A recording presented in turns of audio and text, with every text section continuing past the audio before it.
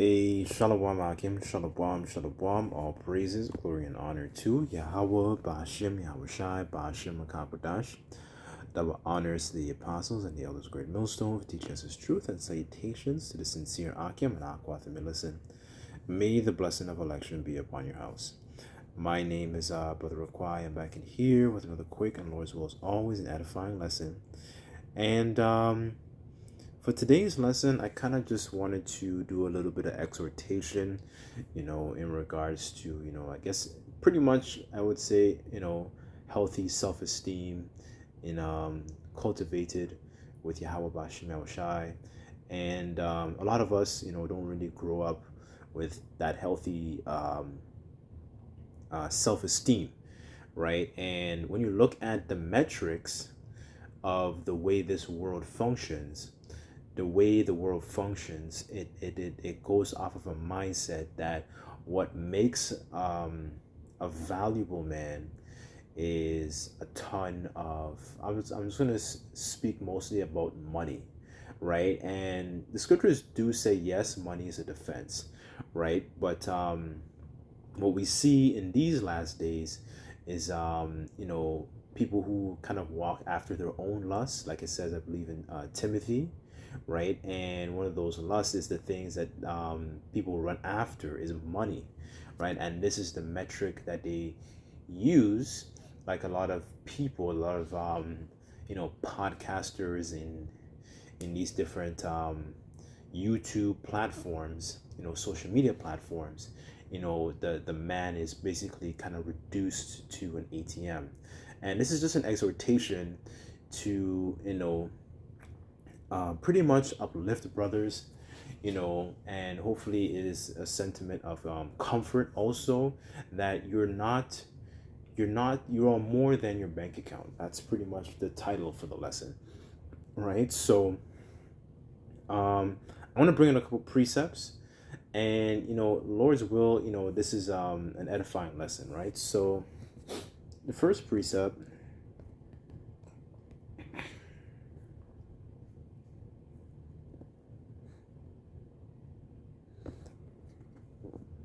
actually, let me get this in the KJV. One second.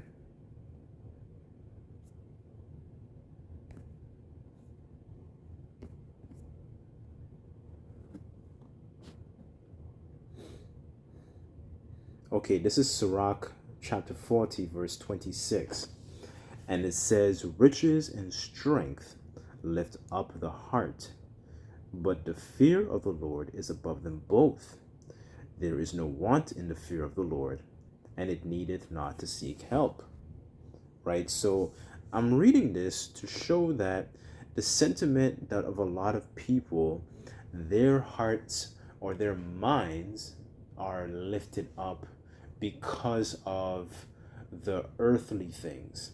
And like I said, money is a defense. This lesson is to really tackle the mindset, right? The mindset of how, we should feel about ourselves, right? And also the mindset of how the world reduces, the man into thinking that he is just an ATM, so to speak, to show that, there is a lot more value, right? When it comes to, I was to start off with basically the Israelite man, right? Because in this society, you're basically kind of reduced to an ATM, and to think that he's not a person of value.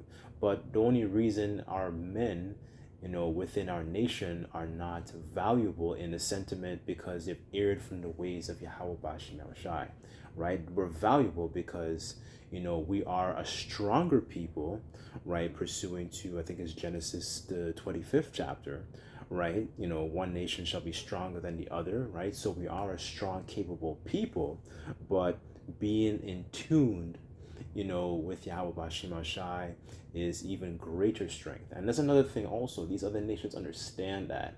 They understand that, it's a fearful thing for them when the Israelite man is in tuned with his power, right? When you go back into the accounts of what's that account? It's in Judith. One of the things they understood, those heathens, with the, what's his general's name, is Holofernes. One of the things that when they wanted to take over, our people, they understood that our power, hated wickedness. They hated the fact that when we were doing good, we were unable to be taken over, right? But when we were doing terrible, then that was their opportunity to strike, right? So I'm reading this to show that, as a matter of fact, let me read it again here. It says, Sirach 40 verse 26, and it says, the riches and strength lift up the heart, but the fear of the Lord is above them both, right? So that is one of the, those are two main things that lift up the hearts of, different, people, especially people in the world. They have a bunch of substance in the bank, and they think, they're, they think that they're holier than thou. They think nothing can touch them.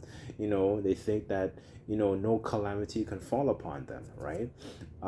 Strength, and that's another thing also, like physical strength. You can think about military strength. What a good example of this is when you go back to the account in what was that king's name? It was Hezekiah. So when the king, I think it was the Assyrian king named Sennacherib, when he was coming up against Hezekiah, right? He was kind of like boasting in his strength, and he thought that no one will come to Hezekiah's rescue, right? But Hezekiah was a righteous king, so what he did, he prayed to the Lord, and then pretty much, towards the end of that story, you had an angel and it smote his entire camp, right? So it shows you the power in being in tune with Yahweh Bashim Shai, right? Yes, he was a king, but more importantly, he was a righteous king, right? So these different things, when you see these different, when you look at these different individuals in the world, these are the sorts of things that lift up their hearts and think that they're essentially makes them a more better person, so to speak, right? But the scripture was clearly saying here, the fear of the Lord is above both of those things, right? So you're not reduced to thinking that you're just some electronic blips on an ATM, right? Some brothers are more well off than others, right? And money is, yes, as the scriptures say, it's in a defense, but it's to show that having healthy relationship with the Lord and a fear of the Lord is above those carnal things. Those things are basically kind of like accessories, right? I'm not knocking the mindset of having money or even an objective plan to have money put aside for what's it called, like a rainy day fund. Car breaks down in the middle of the winter, things like that. Like that's where wisdom really comes in handy. But really and truly, it's wisdom first, and then wisdom is giving you the understanding of what to do with the money when those things happen, right? So let's keep going though.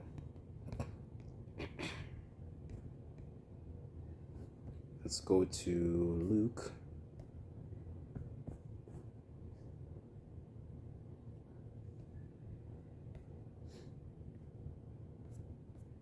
Because we live in a society that people, constantly boast in the physical things that they have, right? So that's another objective of this lesson, is to attack that, that carnal mindset. Because the scriptures do say that the wisdom of this world is foolish. People boasting, and that's another, it's a materialistic culture. Babylon is a materialistic culture that strongly emphasizes if you don't have a lot of these physical riches, you're less of a man. No, right? The whole duty of man is to fear the Most High, keep his commandments. That is our duty, right? Let's see, Luke 12 verse 15.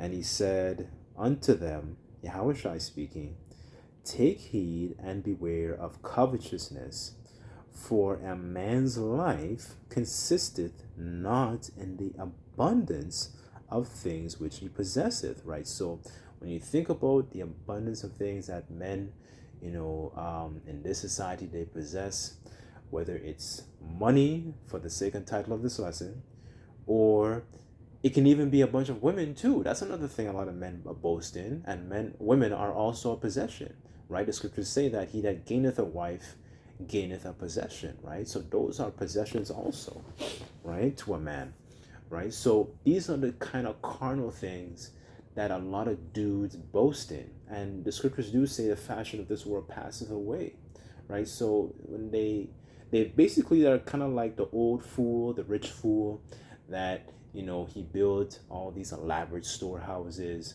and yet he did not have a healthy relationship with Yahweh Shai, right? And that's what's more,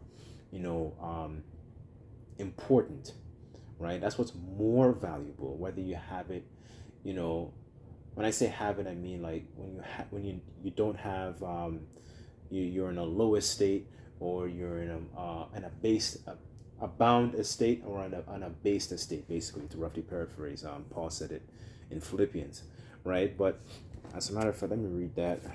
One second.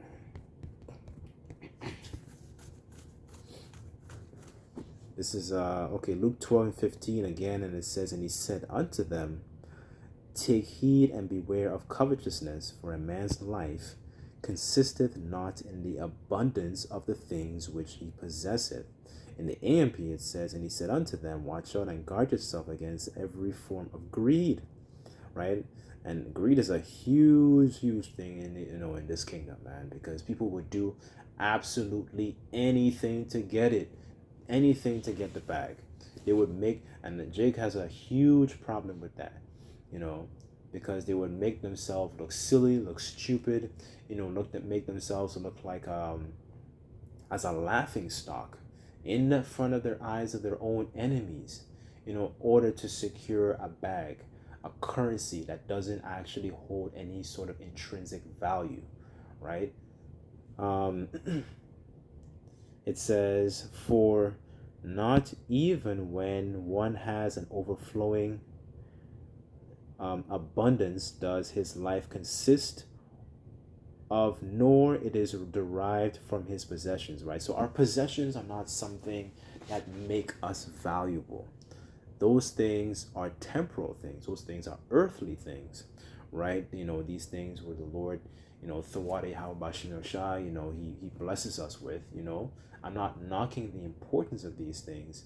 What I am knocking is the mindset of a man being overly attached to these things, to the point where your self-esteem is being held up by the crutches of money, being held up by those physical riches, rather than being filled with Yahweh Bashem Shai, right?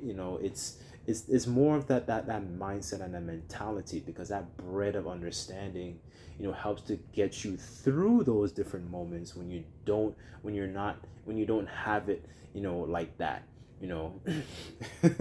because you will go through moments where it's not very you're not very liquid, or so to speak, right? You go through those moments where you're more abased, so to speak, right?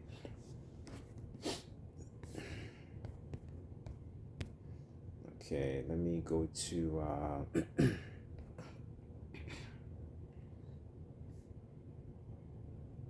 what's that? First Kings.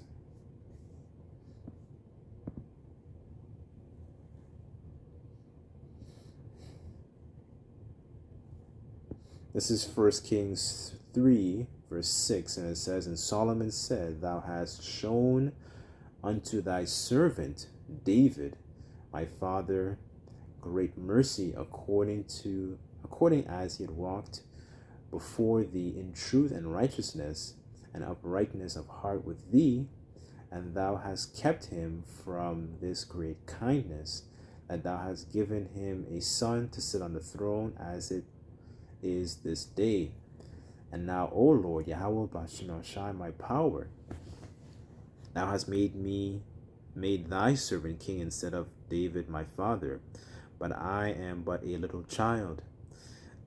It says, I know not how to go out or come in, and thy servant is in the midst of thy people, which thou hast chosen, a great people that cannot be numbered nor accounted for multitude. Give therefore thy servant an understanding heart to judge thy people, that I may discern between good and bad. For who is able to judge this thy so great a people? And here's pretty much the point, because King Solomon's in a position where now, okay, now he's being established as king, right? So now he's asking for the Lord to give him the understanding, how to be able to discern, how we do to tell the difference, to distinguish, between the good and the bad, right? A spiritual gift, right? So it says, verse 10, the speech pleased the Lord, that Solomon has asked this thing, and the Most High Yahweh said unto him, because thou hast asked this thing, and not hast asked for thyself long life, neither has asked riches for thyself, nor has asked the life of thine enemies, but thou hast asked for an understanding to discern judgment. Behold, I have done according to thy words. Lo, I will give thee a wise and understanding heart, so that there was none like thee before thee, neither after thee shall any arise like unto thee, right? So the Lord pretty much bestowed onto Solomon and gave him, the understanding, right? Giving him wisdom, right? That is what makes you more valuable. These things is what really makes an Israelite man really valuable, really. And that, going back to the first precept, wisdom is to fear the Lord is to acquire wisdom, to roughly paraphrase, right? Those things is what makes a man valuable. And the scriptures say that wisdom maketh a man's face to shine, right? That's the way a man is essentially adorned, basically in the same sentiment. When you think about a woman wears makeup, to adorn her face, right? She blush for her what's it called, I forgot what you call it, her cheeks, lipstick, eyeliner, whatever it is, right? That adorns her face. But wisdom is what adorns a man's face, right? When you think about what's it called, when you go into the parable, actually, with the 10 virgins, the 5 that were wise and that were foolish, one of the reasons the virgins that were wise, what made them wise is that they took oil, for their lamps, right? And one of the things that they did was they trimmed their lamps. And when you go into that word trim, it means cosmeo, and cosmeo is where you get the word cosmetics from, right? So going back to that point about wisdom adorning a man's face, right? That is what makes us more adorned, right? And that's something, that's not, you can't get that in a bank account. Those are spiritual things, understanding that comes from the Heavenly Father through His Son, right?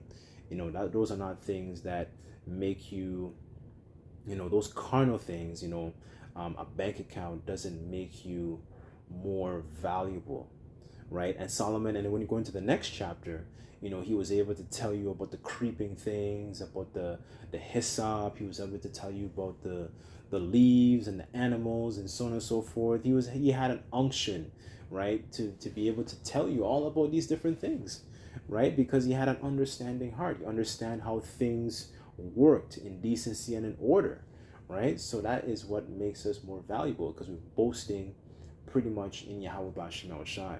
We're not boasting in our bank accounts or boasting in our physical strength and how much push-ups we can do, right? As a matter of fact, I'll end off with that.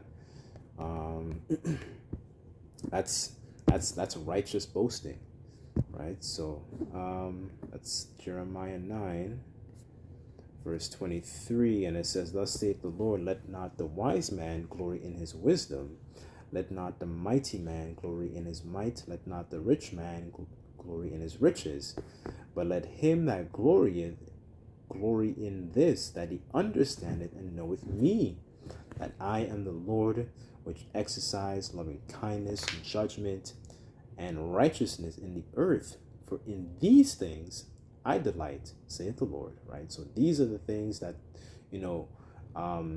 make us more valuable, is us boasting in Yahweh Bashim Shai. That's what makes King David, going back into the account with him and Goliath, he boasted in Yahweh Bashim Shai. Right? So anyways, I kind of just want to touch on that, brothers, if you, you don't have a lot of, money like that, don't think that you're less of a man just because you don't have, all that money saved up in that moment that you're in, right?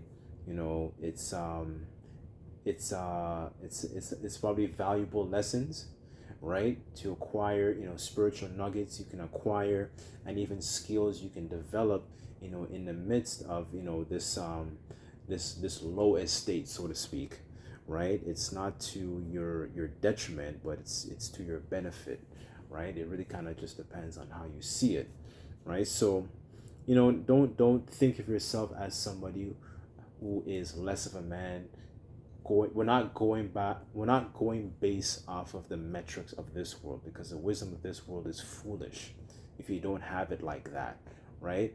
I'm not saying you're being lazy or anything like that, right? Because we need to be diligent, in our studies, and with work, and so on and so forth, right?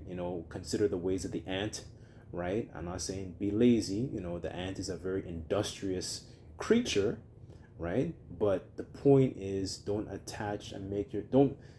think that you're less of a man just because you don't have a lot of substance at the moment, right? So anyways, I'll leave it there, but Lord's will, this lesson was edifying.